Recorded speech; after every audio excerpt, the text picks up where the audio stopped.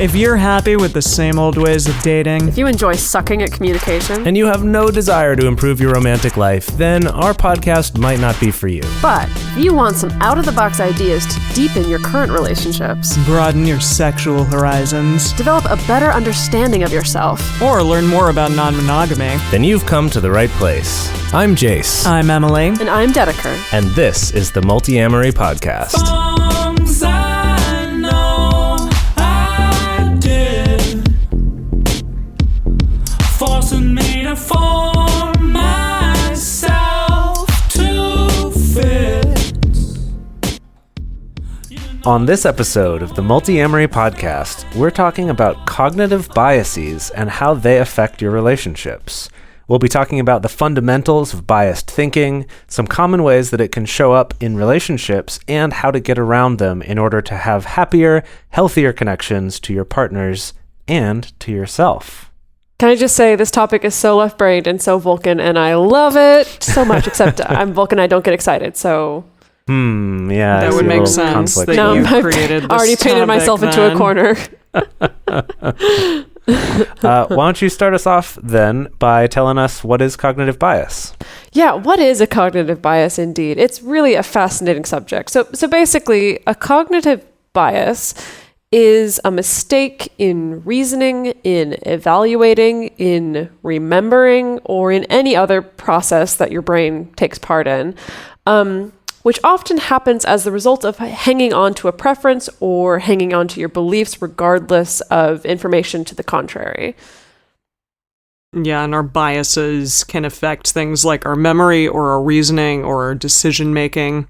And also our unconscious biases are often so strong that they lead us to act in ways that are inconsistent with reason as well as our values and beliefs. And that's a really interesting and kind of scary thought. Well, yeah, it's kind of like this idea that we all come with these little filters kind of baked into our brains or that develop over the course of our lives that literally change the way that we perceive the world or the way that we interpret information from the world. It's And like our biases are kind of like this fundamental part of how our brain functions to a certain extent. And is that nature or nurture? That is the age-old question, isn't it? Indeed. Yeah, we kind of get into that later on. Yeah, we are going to get into that a little bit. I think, though, that to start off, I mean, it's definitely our biases are something that we learn through our life based on our experience, which we're going to talk about later, based on your gender or your socioeconomic class or what types of experiences you've had or what your family is like or what religion you were raised with, right? Like there's a lot of different things that you're not born with those things, or at least not with most of those, but you learn them from living your life as the person you are and in the culture that you are.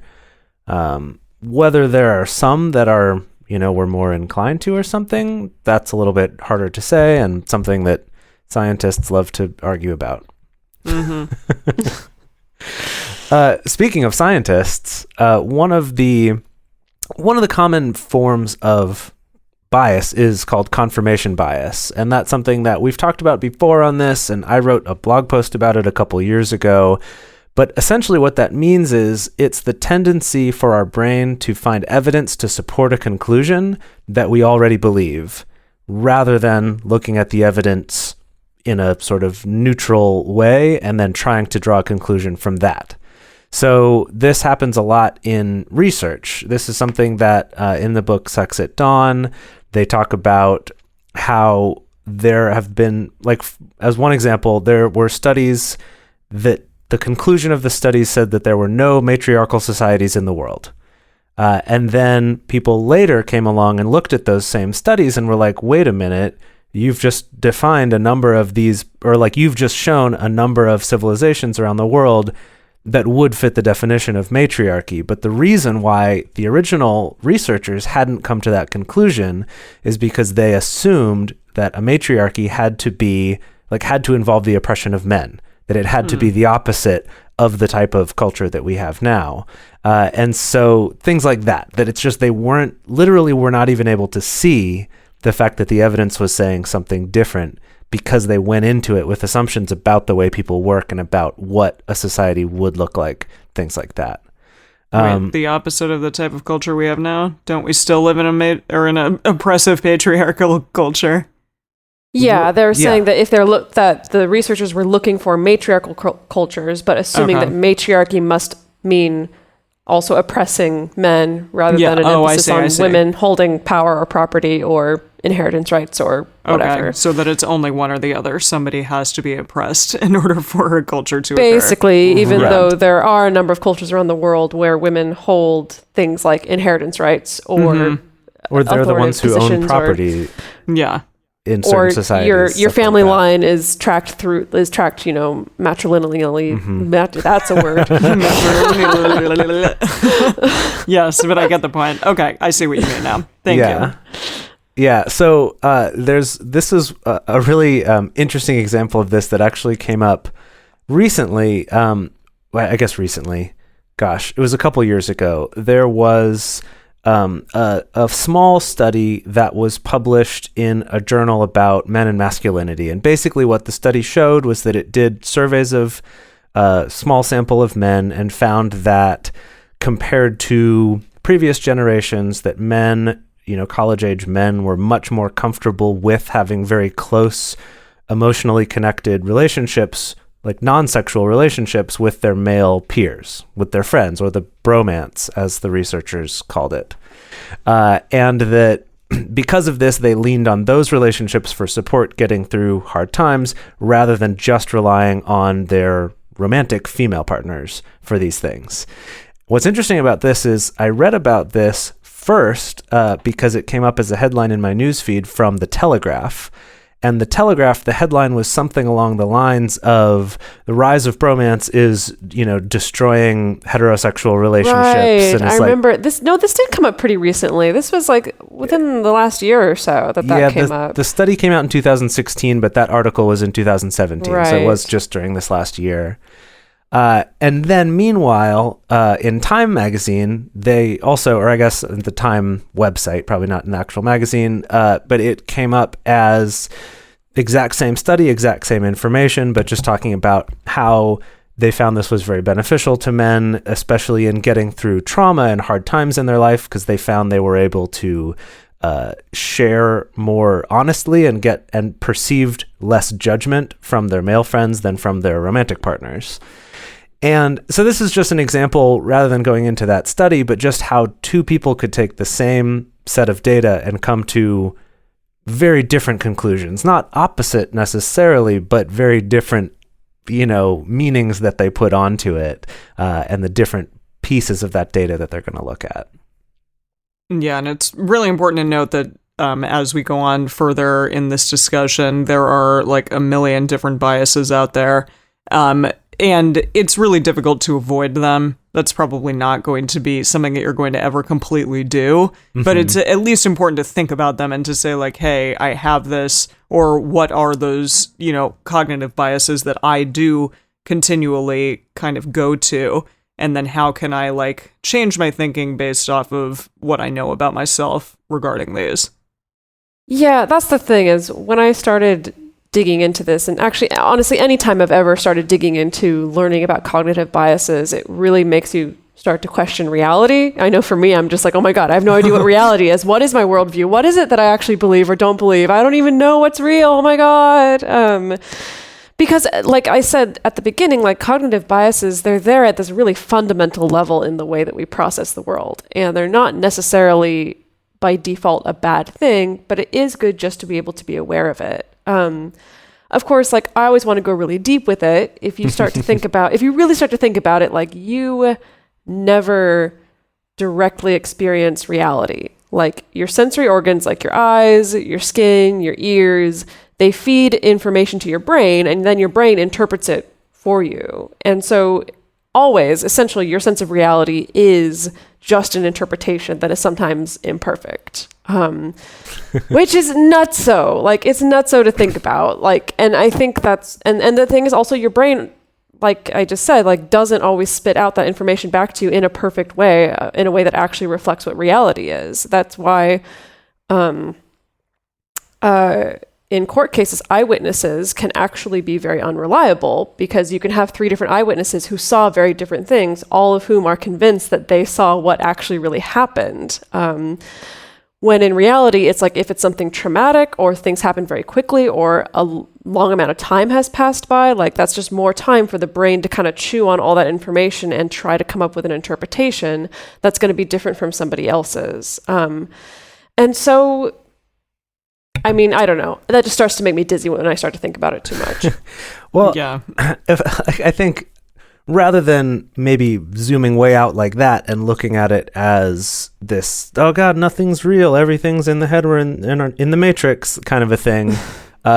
If we want to just be really practical about it too, you could even just think about something as simple as our vision.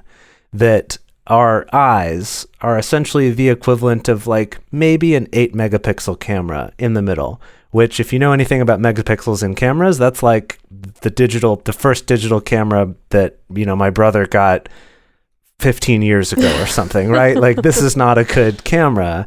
And what our eyes are doing, like we perceive the world as a very sharp, detailed thing, but really it's that our eyes are looking around, picking out details, and then our brain is constructing this and then retaining it as one image, even though we're only seeing small parts of it at one time in any amount of detail, which is exactly how magic works, right? This is how magicians do cool shit, is So because we're magic we allow magic is to what you're happen. saying. We you allow create your magic own to magic happen. in life. Yeah. Is that really what you're trying to say? With your cognitive biases. With your cognitive Yeah. biases and your imperfect vision. Exactly. But not to despair, because aside from this allowing magicians to wow and amaze us, by recognizing this, we can find ways in which we distort reality. We can find ways that others do that, and it can help us to bridge these gaps in our communication.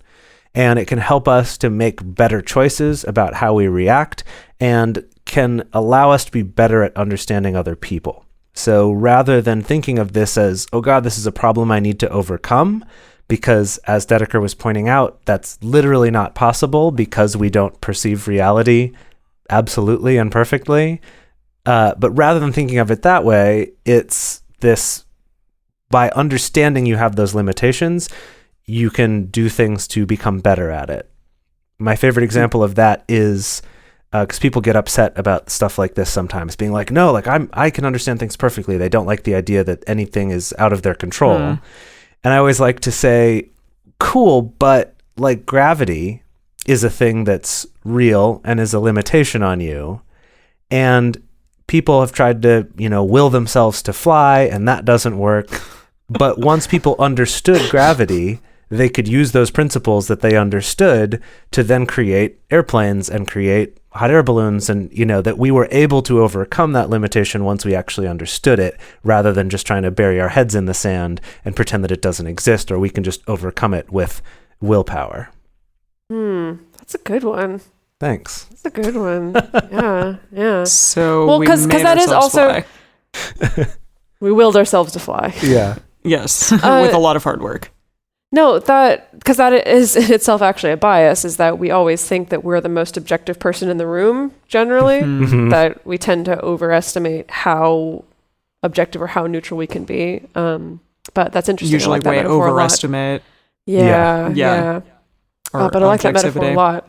Yeah, For this and- episode, as Emily said, there's a billion cognitive biases, and also kind of loosely related to logical fallacies. There's just like so many of them that obviously we couldn't cover all of them in an episode. I picked out 5 that I feel come up really commonly in relationships, both that I've experienced in my own relationships, in friends' relationships, in the relationships of my clients, so that you can maybe start to have a little bit of awareness of what's going on in your brain, maybe what's even going on in your brain or your partner's brain when you're having a communication breakdown. And with that awareness, finding a way to be able to work around it and to be able to communicate and connect in a much more effective way. Yeah, so the first one we're going to talk about is the empathy gap, which is where happy people, not happy people, just people, just human beings, it could be happy or people. unhappy, but in one state of mind, fail to understand people in another state of mind. So if you're happy, you can't imagine why people would be unhappy. But when you're like sexually aroused, you can't really understand how you act when you're sexually aroused. So if you're not sexually aroused, you can't understand how you act when you are sexually aroused. So it's kind of that idea of like, say I'm in a fight with Jase and I'm like super upset and he's very calm in the moment. I'm like, how are you calm right now? What the hell is happening? Like, why are you having these emotions and I am having separate ones? Like, it's my inability to empathize with him in the moment, or vice versa. And on the other side of that is the just like, I'm sure this line might be activating for some people, but why can't you just be rational about this is the other side of that, because you're feeling detached from something and you can't imagine how anyone else could feel anything besides that same thing. Right. Yeah. Right. Yeah, that's a big one. And just to clarify really quickly, in last week's episode, we talked about the difference between empathy and sympathy. And in this case, when we're talking about empathy, it involves not just you having directly had the experience that your partner has had, but also the ability to put yourself in someone else's shoes and your ability to try to imagine what it is that they're feeling and what that might be feeling like. So again, it's kind of in this in-between space where it's not quite sympathy, where it's just like, oh, I see you're having a hard time and I feel really bad for you, but it's actively trying to kind of put on and understand what it is that your partner's feeling and how that would feel to you if you're in the same situation, something like that. Yeah, or at least to attempt to, or to imagine what it might be like in their situation, since we can't actually understand completely what another person's feeling at any time. But it's like, in this case, it's the difference is that empathy is you're at least trying to understand what it might feel like to that person, rather than just seeing them feeling what they're feeling. Yeah, and I think overall, I mean, maybe I'm just going to speak for myself here, but I think like we're not particularly great at that overall. Like sometimes, just as humans aren't like amazing at imagining how other people would respond to things, because we just assume that they're going to respond in the same way that we would. And it can present as like a projection. So we take our own emotional or mental state and then we project it onto the other person. I definitely have done this in a lot of my relationships. It also, it's so frustrating in the moment because you sit there like feeling as though you're going to get a reaction from a person, and then they astound you when they give you something other than what you expected. And it's simply because maybe in that moment you can't empathize with what they're going through, so you are therefore surprised at what you get in that moment. Yeah, definitely. And I mean, this can show up in relationships in so many different ways. Projection is just one of them. One that I know has come up in my relationships a lot is, times where I've found myself changing my behavior because I assume that my partner would respond the same way that I would if the tables were turned. And that's a little bit of a weird, confusing turn of phrase. But to give an actual example, it'd be something like, for most of the time that I've been polyamorous, and honestly, just in my life in general, it's not just with my partners, I tend to avoid talking about more specific sexual details of what I did with a partner to another partner. And that started as a habit, not because I ever went to my partner and asked, like, do you want to hear this? Do you not want to hear this? It started because I made the assumption, like, well, that would kind of make me uncomfortable. So I'm just going to assume that it would make them uncomfortable too. So I'm just going to avoid talking about it. And operating with that as a bias to a certain extent, like, sure, in some relationships, that ends up being true and that ends up being okay. But then in some, it doesn't end up being okay because I've kind of made an assumption about how a person thinks and feels just based on what it is that I think and feel. Right. I think what I've seen happen a lot is also a sense of like, well, I feel really happy and fulfilled in my relationship with my partner. So I have a really hard time empathizing and understanding how, for instance, my metamor could be complaining or feeling left out or feeling hurt. Like, I see that a lot, like, especially like a partner who's maybe getting more time or more affection or more of something from one partner has a really hard time understanding if their metamor is feeling like they're not getting enough. And that can definitely cause like a lot of tension or dissension or arguments or fallout in that particular scenario. I feel like I also see this one come up in a place where, say you don't see a partner terribly often, but that's okay for you and you're perfectly happy with it. And then you have a metamor, right? Your partner has another partner who sees them much more than you do, but they're upset about not seeing them enough. And you're just like, how could that possibly be? What a jerk. They must be being selfish. They must, right? Because we think they must feel the same way I do. And if I'm happy with what I have, how could they not be happy with that? Interesting. Yeah, I think I've seen that one a lot too. There's another big one, is a cultural empathy gap regarding gender. And this is like we talked about, that growing up as a person of a certain gender, or growing up as someone who has changed that later in life, or who's never felt at home in that one, that all of those things change your biases because you've learned the world a certain way. You've learned that the world works a certain way for you. And it's easy to ignore the fact that that might not work that same way for someone else. And we just did, our whole episode about gender a couple weeks ago. But as an example of this is, as a man, if I'm dating a woman and I'm interacting with a woman, I might assume that she feels as empowered as I would feel to tell me what she wants and she doesn't want. Whereas in reality, she might, from her experiences, not feel that that's a safe thing that she can do. And so in my mind, it's like I'm interpreting her communication one way, whereas to her, it's a very, very different experience. And this is a really good example of one that a lot of people are just entirely blind to, right? I definitely was as well, that this is something that you have to sort of learn, that you're not seeing things. You have to learn that you're not able to understand the way the world works for everybody else.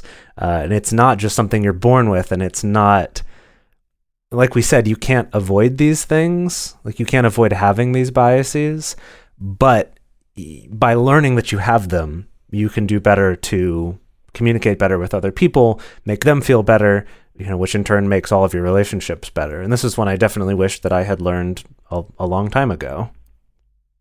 Yeah. And there are ways to work around all of this. And one of them is exactly what Jase just said, is that empathy is really something that you can develop over time. I know within certain relationships that I've had, it's something that I've had to stop and tell myself, like, hey, you're very upset right now. You may be really stubborn right now about like what you're feeling, and that's the truth, and that's all that matters, and that the other person is just dead wrong. But if you take a moment to really stop and look at what they're potentially going through as well, then it might offer, at the very least, some perspective and push you into having empathy for them in addition to yourself. Because I think that that's really important. Otherwise, we just get stuck in this never-ending cycle of being like, I'm fucking right, fuck you, we're done. And then just to go along with that, you can imagine a time where you were in your partner's shoes, or you felt similar emotions to what your partner seems to be experiencing in that moment. So again, like, if the tables were turned in a previous fight or a previous like confrontation, you can remember that time and say like, hey, I've been there. I need to remember that and give my partner maybe a little bit of the benefit of the doubt in this moment. I think the most important thing here to acknowledge is the fact that you can develop empathy if you want to, and if you want to put like the time and effort into it. And honestly, if you do, it's probably going to make your relationships better in general, really. Another way to help develop empathy is to do compassion training or some kind of like metta or loving kindness meditation. And I know this is definitely going down the route of being more woo-woo, but like loving kindness meditation and compassion meditation is something that actually has been studied. It's not just like, oh, this sounds like a nice thing, so let's do it. Like it has been studied multiple times and found that it does yield a difference in the way that people treat other people. There was a specific study where, they compared it with a different group of individuals who received memory training instead of compassion training, but the individuals who got the compassion training were more likely to help out a stranger, for instance. So it actually does make a difference. I know in my own life and meditation practice that being able to do some kind of loving kindness meditation, not just toward myself, but specifically towards someone that I'm having a difficult time with. And whether that's someone who like hurt me really, really badly and like I never want to talk to them again, or if it's just like my partner who I'm like arguing with about the dishes on that particular day, you know, being able to Emily's pointing at Jase right now for those of you who aren't watching the YouTube video. Just because, you know, he is quite literally the dishwasher Nazi. I don't know about literally, but figuratively. You do have some opinions about dishwashing. I have strong opinions about things dishwashers, like that. yes. He loves his dishwasher. Anyway, to bring it back around. But even being able to do that when you're in the course of an argument with a partner it really can work wonders. And it doesn't mean that you're automatically just going to like roll over and be like, oh, they're right and I'm wrong. But it's still being able to come to the discussion from a more constructive and compassionate place rather than a combative place. Yeah, I did that recently. I was having a bad fight with my partner, and I talked with my mother, and she was like, listen, like, maybe just look at this from his standpoint and maybe just say you're sorry and be like, hey, I hear you. I understand you. Like, I know what you're going through in this moment. And it was amazing, like, the difference in the way in which he approached me after that, just being acknowledged and accepted. And I was like, fuck, I should listen to my mother more often. Well, actually, you know, some of the best advice I got was actually surprise, in a meditation class with Jessica Graham, where she was also talking about arguing with her partner. And for her, it was about like in the moment, even though she was feeling upset, still being able to see her partner's pain and to be able to recognize like, oh, he's hurting too. And like, I'm hurting too. And so I understand how that feels like. And from understanding that point, we can then talk and we can discuss and we can try to take care of each other as we negotiate, rather than me seeing you as just the bad guy, you know? Right. Assuming that because I'm hurting, you can't be, because I'm the one who has all the hurt here. Right. Yeah. Right. Yeah. So with that, we're going to move on to our next cognitive bias here, which is the halo effect or the horn effect. And this is obviously a halo coming from angels and a horn like a devil. So here, what we're doing is we're taking one attribute of someone and then extrapolating everything else about that person from that one thing. So this is the bias that's behind things like people assuming that attractive people are also good people or skilled people, more skilled at their jobs. I was just going to say, yeah, exactly. All those quarterbacks. Sure. Yeah. It can also lead us just to looking at people as black and white, assuming that, well, because someone did this thing, they must be all bad. Or because they did this thing, they must be all good. So if they do something bad, that must have been out of character. So we're not going to judge them for that. That on either side, you can look at something that way and start to box someone in to just one role. And this happens, we do it with celebrities, we do it with politicians, as well as with our friends, or a lot of times with our friends' partners. They're an easy one to put this onto because they've maybe done just one thing and now we've decided that they're all good or all bad. So a way that this shows up in relationships, and this is a topic that we talk about a lot, is NRE, is new relationship energy, is that because I'm so excited about something about this person, maybe it's I'm so excited that I finally found someone who likes me. Maybe it's that I'm so excited because I finally found someone I have good sexual chemistry with, or I found someone who I have these things in common with that I never thought I would find with anybody.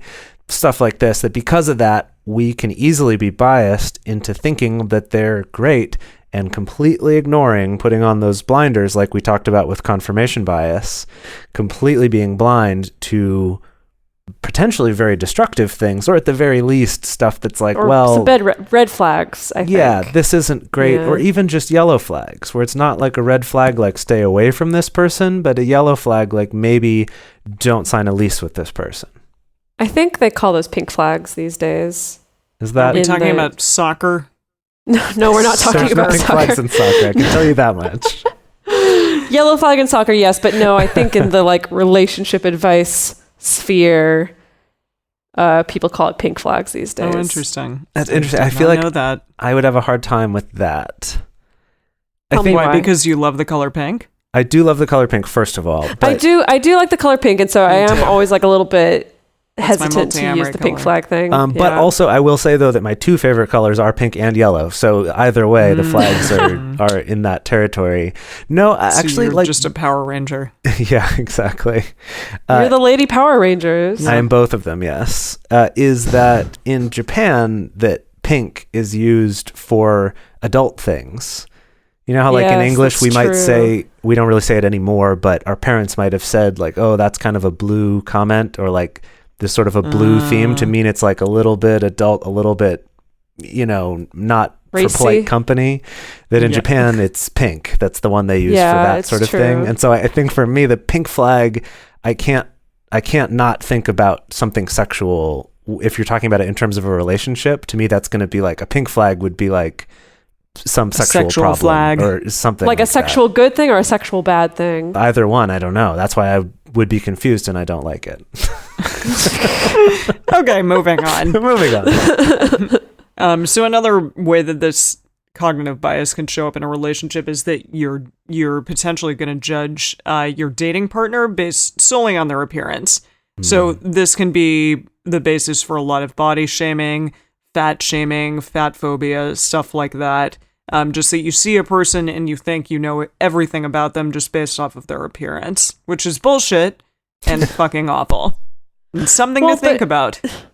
It goes beyond that. It's because studies have shown specifically, like, often when people see someone who's overweight, that they then associate all these really unrelated character qualities to that person, as in they must be lazy, they must not be a good worker, they must not be as smart, and that is this halo effect / horn effect 100% in play. It's not even just, judging a book by its cover. It's taking one aspect and then extrapolating it to every aspect about that person.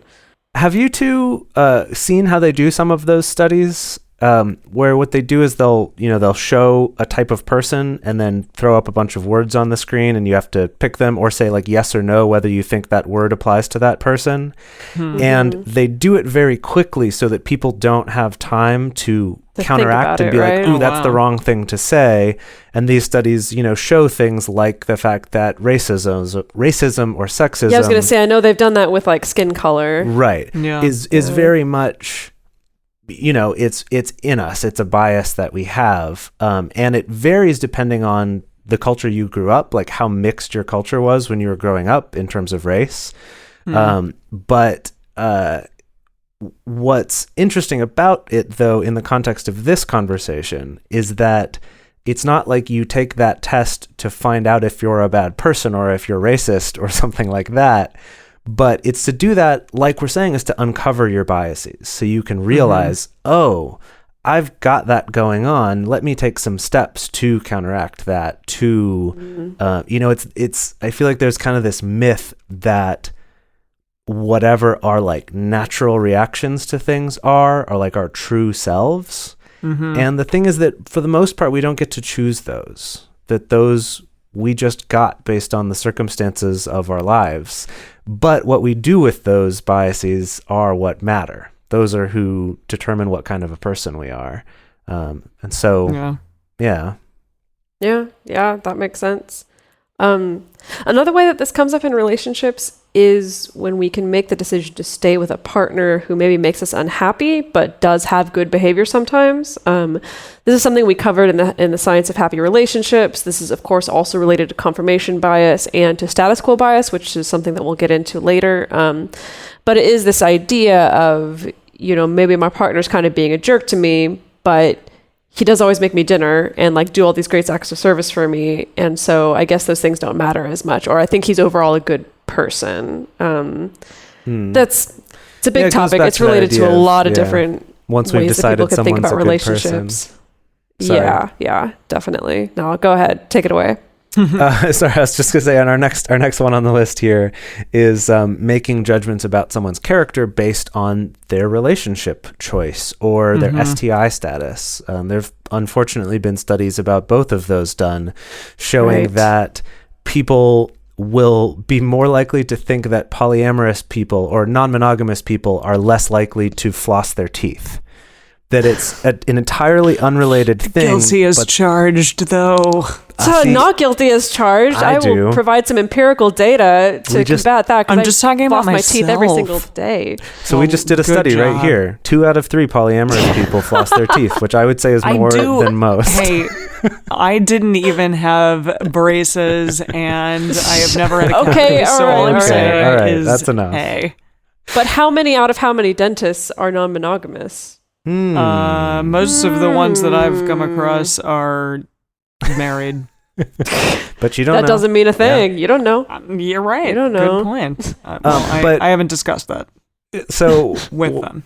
What I was saying is that, there have been those studies showing that, things entirely unrelated to relationship style will be associated just because that goes along with thinking that a person is less responsible or something like that. And then similarly with STI status, that people are much more likely to think of that person as selfish or as irresponsible or something like that, when even when given an explanation that counteracts that, they'll ignore that confirmation bias thing. So with these in mind, how do we get around this? How can we work around this bias? Yeah, I mean, really the best thing to do and the best way to work around this particular one is just to have an awareness of it, to realize like, hey, this is out there, this is ingrained within us, this is something for me to think about so that I don't make the mistake of just every time I see so-and-so or every time like I hear about a certain thing in a person that I automatically make an assumption about them. Mm-hmm. Yeah. So definitely when you find yourself either making judgments on people, whether those are good or bad judgments, it can be really useful to try to back those up with data. And I mean, data sounds like a very obviously scientific word, but it doesn't have to be, like observing them with a clipboard for a certain amount of time. It can just be like, well, this person rubs me the wrong way, but hey, actually, why is that? Like, have they done something? Have they said something? Or is this just something that I'm extrapolating based on the way they look or what I saw them do once? Or maybe, it's just being able to kind of re-examine your assumptions around people. I think this is a really fascinating exercise. If you really want to get heady with it, is to examine, if you're on a dating app, who you're swiping left and right on and why. Yeah. And I'm not telling you have to change what you're doing. Like, doesn't mean that what you're doing is wrong, but it can be really fascinating just to kind of take a step outside of yourself and just kind of examine, based on this person's picture, why am I swiping them left or right? Like, what are the individual things there? And what are the assumptions that I'm making about this person based on that? It's really fascinating and potentially uncomfortable exercise, but have fun. Yeah, and then another one is to give your first impression a second chance. Give your first impression a second impression. Give your second impression a first chance. I don't know. No, you're losing the thread. Just make another impression, maybe, or think. Don't let your first impression be the only impression. Right, and I think that ironically, this is one that is especially easy to fall into for people who think of themselves as good judges of character. Because usually those people do have a certain amount of skill at, picking up on subtleties of behavior or of body language or of word choice, things like that. They do tend to have a skill with that, but it can often lead to a sort of arrogance that will lead you to make snap judgments about people. And even if you happen to have a bad first impression of that person and every other thing they've done is good, those people I've found are much more likely to stick with their first impression because they're like, no, but I'm a good judge of character and I didn't like them at the beginning, so that must be the truth. So just something to be aware of for those of you out there being like, psh, that's not me. I'm a great judge of character. Just give it a second chance and see. And if the data backs it up, then great. You can be more confident in that decision and know that you gave them a second chance. And maybe more than a second chance, but you've actually given it some real thought. Okay, so this next one, this one's a doozy. Give it to us. Really a doozy. I'll give it to you. This is called reactance. Some people categorize this just as a psychological phenomenon. Some people categorize it as a cognitive bias. I wanted to include it in this episode because I feel like I see it as a cognitive bias, and I feel like I see it also come up in relationships a lot. So reactance is, to put it in really simple terms, is the desire to do the opposite of what someone wants you to do so that you can prove your freedom of choice. So for instance, they actually did a study where they found that when people saw a sign that said, "Do not write on these walls under any circumstances," then people were much more likely to draw graffiti on the walls versus when they saw a sign that said, "Please don't write on these walls." And so the theory is the idea that the first sign that had the much harsher language, it imposes a much greater perceived threat to your freedom. I'd imagine this particular cognitive bias, I feel like this might change depending on, of course, the context that you were raised in. It may change depending on your culture. I feel like people in the West, and specifically Americans, I feel would be, this seems like a very American thing. The idea that like, Right. if someone's treading on my freedom of choice even a tiny bit, I really want to lash out and get back. A lot of parents will recognize this in their toddlers, but it's something that we don't grow out of in the toddler phase. It very much stays with us even when we're adults. Okay, so how does this show up in relationships? It's when we impose something like a rule or we deliver an ultimatum to a partner, which is interesting because I would think that like once you deliver an ultimatum, the partner may be like, shit, like I want to do the opposite of that. Or it's like setting themselves up for failure in a way because it's like a rule that is meant to be broken. That's a lot of what we say about rules is like these rules occur. There's a lot here. And they're just there because you may eventually break them. That's a problem. Well, okay. Something that I want to point out, though, if I go back to this original study about people defacing walls, is that it wasn't that they needed to have no rule whatsoever. It was just the wording of the rule was what changed people's behavior to it. An ultimatum or like a rule is generally like this definitive thing of like, you do this or else I will X. I will leave. You will be in big trouble, mister, or something. Right. Yeah, which makes us want to lash out or want to do the opposite. Or just show like, how dare you impose this thing on me because I should, be allowed to do what I want. Damn it. Yes. Yeah, I'd even take it another step too, that in that case where it says, don't write on these walls under any circumstance, or to think about a relationship is like, you have to spend the night with me every night, no matter what. That even if you do cooperate with that rule, you're sort of like, damn, I guess I have no choice. This is frustrating. I feel stifled, right? Whereas, like you said, the sign that says, please don't write on these walls could be similar, like, I'd prefer it if you would spend the night with me every night. Obviously, I understand that you might not, but I would prefer that. That then if the person does it, they feel like, cool, I just helped someone out. They asked me to please do something. I didn't write on their wall. I've done them a favor now. So in a way, I feel like that also, in addition to with the sign example, being more likely to have someone follow that, or at least to have them consider it, that then when they do, they're going to feel better about it.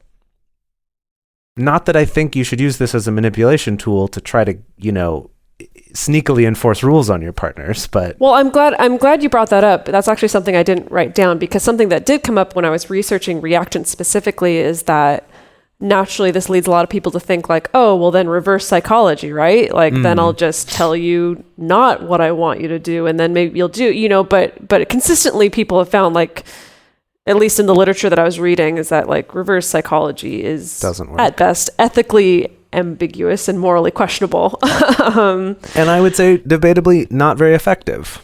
And debatably not very effective also. Yeah. So I just wanted to share my own experience with this, because I feel like in my relationship experience, I've gotten some firsthand at seeing what like a low reactance agreement feels like versus a high reactance agreement or rule feels like. So for instance, like one of my partners very early on in our relationship, he expressed like, to be honest, I'm really uncomfortable with the idea of you dating someone that I work with. but I'm also really hesitant to tell you that because I feel like in telling you that just sets off like people want what they can't have. And so, that's a different way of expressing reactance, right? Is this idea of wanting what you can't have. For me, though, is kind of like just having that conversation doesn't spark in me like, oh, this is forbidden, so that means I immediately want to do it. It was just kind of like, oh, okay, cool. Like, I understand that that's the way you feel. Yeah, it was him being like vulnerable in the moment to you, as opposed to giving you an ultimatum. Right. No, it never went like there was no rule about like you can never do this, you can never go on a date with someone that I work with, or you can never talk to them. It was just kind of like, oh, I'm kind of uncomfortable, and so if that ever came up, like we just kind of need to like talk a lot, and there'd be a lot of care and negotiation and stuff like that. Versus, so I would see that as kind of like, I don't know, it's hard because it's not like we even came up with a specific agreement, but that seems like a low reaction situation to me. Versus, I've definitely been in very high reactant situations where a partner has been like, you cannot have any casual sex. Like, I forbid you from having any casual sex. And then guess what? Me, a person who doesn't really go for that much casual sex anyway, suddenly the idea of casual sex becomes a lot more appealing. Because it's no longer about casual sex. Now it's tied up in my freedom of choice, right?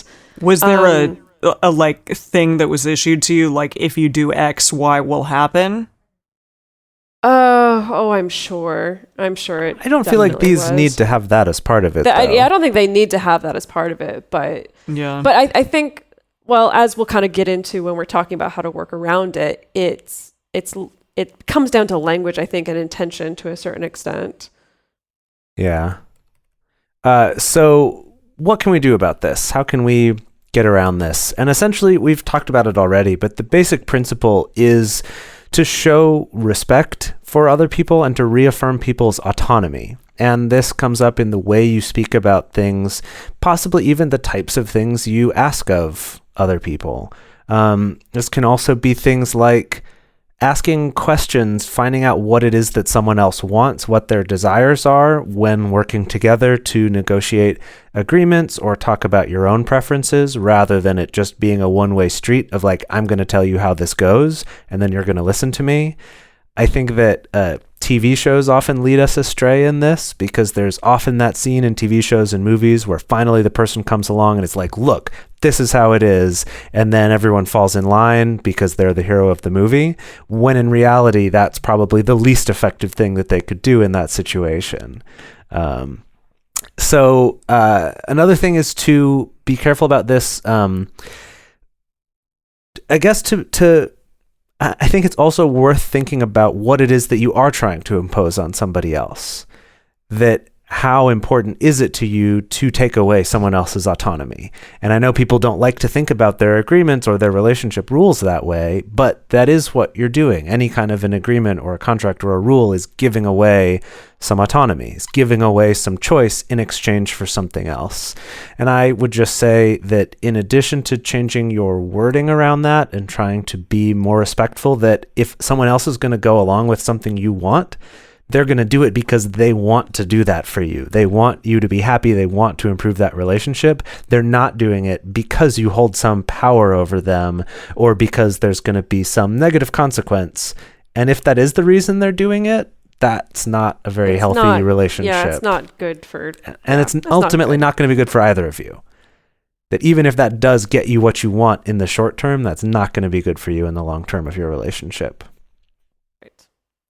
Well, so we move on to the next one? Yeah, let's move on to status quo bias. Status quo bias. So this is the tendency to prefer that things stay the same. So it's similar to loss aversion bias. So it's where people prefer to avoid losses instead of acquiring gains. So it's kind of a way to like stay in something or stay with something because the potential loss, you are less worried, or you're more worried about the potential loss than the things that you may gain in losing said thing.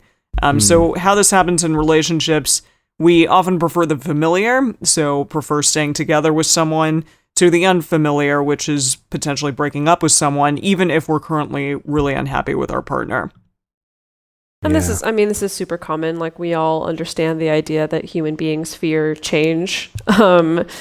to an extreme degree. And I mean, I think, at least in my line of work, this is how I've seen so many examples of someone who's been in a relationship for 20 years, but they've been miserable the entire time and unwilling to change the relationship or leave it. Like I've seen people, for instance, who've been in a monogamous relationship for 20 years and when they don't want to be monogamous, but it's scarier to leave than it is to stay. Or I've seen vice versa too, where someone's agreed to a non-monogamous relationship thinking that it was going to be okay, and it's not been okay. And then again, all this time passes by that they've just been miserable. Yeah. Yeah. So how can we work around this one? I think for this, that one of the keys is to, I guess, is to sort of like we were talking about with some of the earlier ones, is to actually write stuff down, is to get some perspective on it, and a pros and cons list, to as get it some were. data. Yeah, exactly. To actually get some data and look at what would that actually be like, rather than just focusing on, God, the idea of something new or uncomfortable is just so awful I can't even imagine it. I'd rather just, deal with this now. Or potentially to focus on the fact that you might be losing more of the time you have on this earth being in an unhappy situation, being miserable, or being unfulfilled, that I think it's easy for us to sort of delay our happiness, assuming everything will get better someday, right? We're taught to think that about our jobs, like work really hard and be miserable because eventually it'll be better. And I think we do it with our relationships. We do it with a lot of things in our lives. And so if you really start thinking about that, it can help you to evaluate the choices that you're making. Do you want to stay in this relationship or do you not? Do you want to continue in this job or do you not? When you really start to think about, this is your life, this is all the time you get, right? That while the discomfort of a change might be scary, if you can really let yourself realize how uncomfortable it is to spend a significant portion of your life in a situation that's not good for you, perhaps that can help tip the scales toward that. Or if you want to look at it from a more optimistic sort of way, is instead to shift your focus more to what could be gained. That perhaps you're afraid of the loss, right? You're averse to losing these things, or to losing your comfort, or losing your status, or something like that. But instead, if you can focus on like what could be gained from this, making a move to a relationship, to leave a relationship sooner or later could mean a big improvement in your life. It could mean, or changing your relationship style could be a big improvement in your life, or letting you actually explore the stuff that you want to know about yourself to be able to, have the kind of life that you want to have. So rather than focusing on the time you're losing, you could also focus on, oh my gosh, the sooner I start on this, the more of these experiences that I want to have, I would be able to have. And that also might be able to help counter this in favor of making the choice that you actually want to make for yourself and that's right for you, instead of the one that you're not making out of fear. That's kind of related to stuff I know that you've talked about, Jase, about figuring out if you're a person who is more motivated by avoiding pain versus if you're a person who's more motivated by going towards pleasure or positivity. And I think if you can figure that out about yourself, that can also really help with this of knowing, do I need to change the perspective about how much pain I'm going to still endure if I stay in this situation, or do I need to focus on how many good things could come about if I leave this sooner rather than later? Yeah, definitely. And will help you communicate with other people as well if you get a sense for what motivates them, or just talking about both sides of that can help you to understand other people and maybe understand their decisions too. You might be like we were talking about before, it's like, God, I can't understand why a person would put up with this shitty thing. I can't even imagine how they would do that. But if you realize, oh, that's because I'm very averse to pain, so I can't imagine that I'd be in that situation, but maybe they're more drawn to pleasure and there's something that relationship gets them that's keeping them there, or something, right? Or it could be exactly the opposite of that. It could be that they're so afraid of change and you're like, I'm more focused on what can I, what improvements can I have? What can be next, right? That either way, and there's pros and cons to both. We're not meaning to say that one is better than the other. There are pros and cons to both. But understanding that about yourself can be really helpful. Yeah. So let's move on to our last one. This is the idiometer effect, or as Emily said it, the ideometer effect. I love it. Or maybe it's ideometer effect. I don't know. It's something. I read it as idea. Oh, I see. Ideometer. Yeah. But I was wrong. Ideometer. Ideometer. I'm gonna say idiometer just because that's what feels All right. right to me. Sure. So the idiometer effect is often cited when people want to debunk supernatural phenomena. So it's the idea that a suggestion or suggestibility can make us unconsciously move and act and feel in ways that support the suggestion. To a certain extent, this is kind of the basis of hypnosis, right? But this is also, for instance, the idea that if you and your friends are playing with a Ouija board, which I don't know if anyone's played in a Ouija board in the last 40 years or not. Yeah.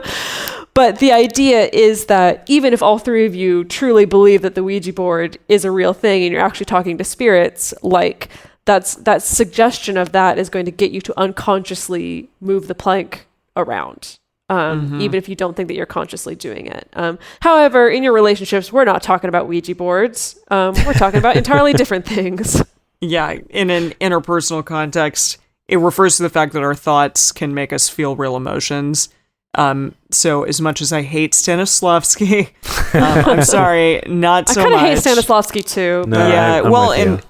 and actually later on, all of this stuff was debunked. Like he himself was like, "This is a crock of horse shit." Like I'm not okay with this because it's harmful to people to relive things over and over to like produce an emotion.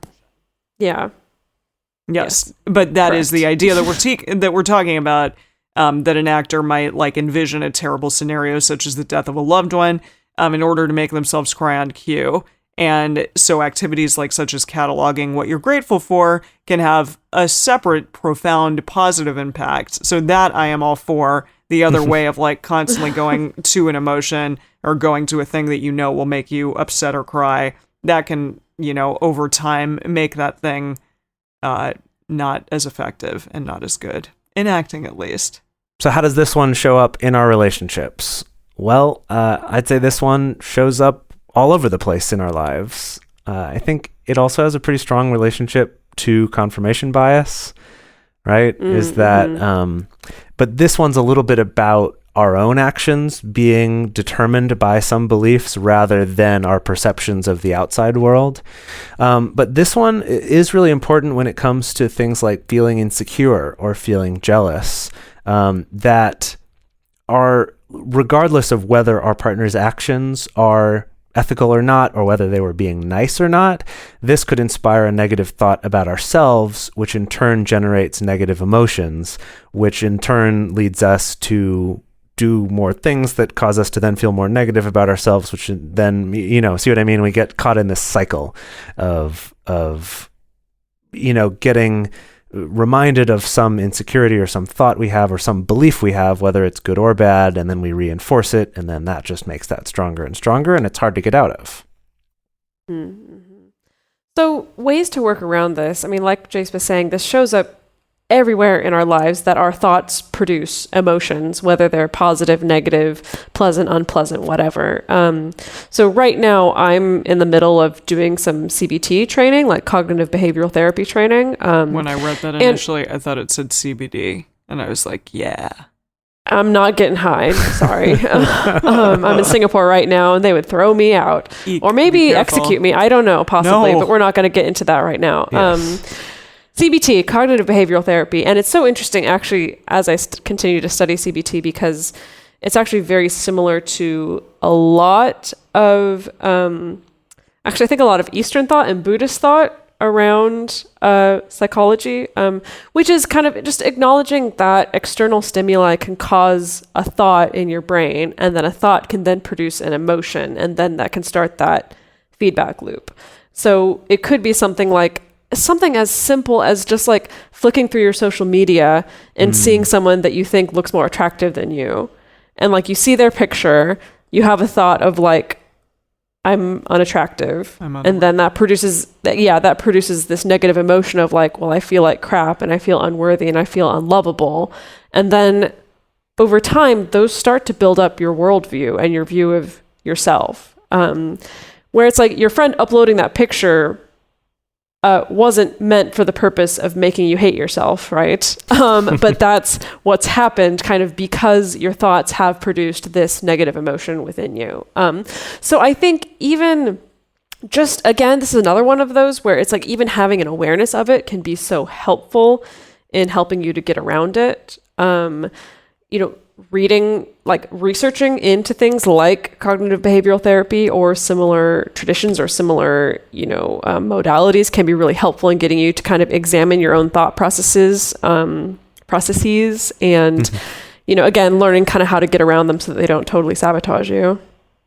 Yeah, and this one, if I can take my turn to be a little bit woo-woo about it too. Please do. This one, I think, comes up a lot in our self-talk as well, is the kind of words that we use to describe ourselves to other people or just to ourselves in our heads.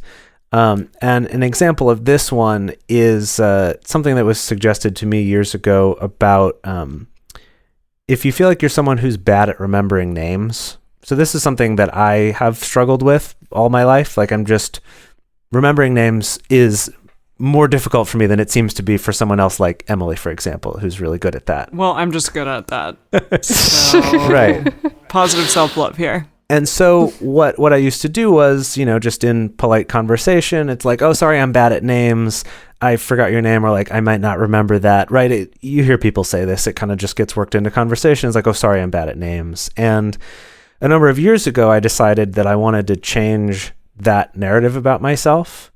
And instead to, if I don't remember a name, be like, sorry, I'm working on it. Sorry that I didn't remember that. Or like, I'm going to do my best to remember your name. Something like that is still saying the same thing. I'm not like the secreting it and just being like, I'm great at remembering names. And then I'm just lying to everybody. But instead changing my wording around it. And I did find that not only has I think that it has made me better at remembering names, and I don't want to say that like it somehow magically made me better at remembering people's names just by saying I am, but because by not saying I'm going to fail, I'm actually going to try to remember it. I found that has made a subtle difference in the way that I feel about it, and also when I do remember names, I feel a little bit more like, hell yeah, that's right. I am improving on this. Job, it's Jase. got me to focus more on that too. So that's a kind of a woo-woo example there. Another example is journaling, which is something I'm a big fan of, and I feel like I talk about a lot on this show, is just a way of getting those thoughts out of your head, is getting yourself out from those feedback loops so you can actually get it down on paper and see it. I've always been a big proponent of actually writing it down with a pen on paper, although recently I have found a journaling app that I like on my phone that I've been doing, and I do experience the same benefits from that as I do from paper journaling. But, whatever works for you, whatever's going to get you to actually do it is the most important thing. I found with the journaling thing, what's been really useful for me recently is if like a partner does something that upsets me, or if something happens in my life that upsets me, or something's disappointing, and if I'm having a hard time shaking it, that if I start journaling out my thoughts, but specifically coming to it with the question of what does this mean about you?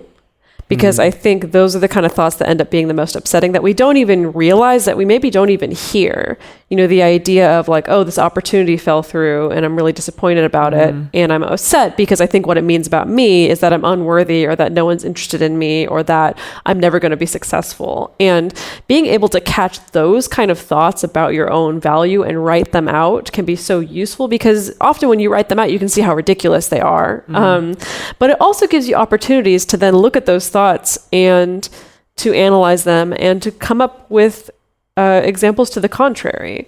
If it's, oh, I'm never going to be successful, it's an opportunity to be like, well, no, actually I've been successful in this arena and that arena, and I'm very happy over here.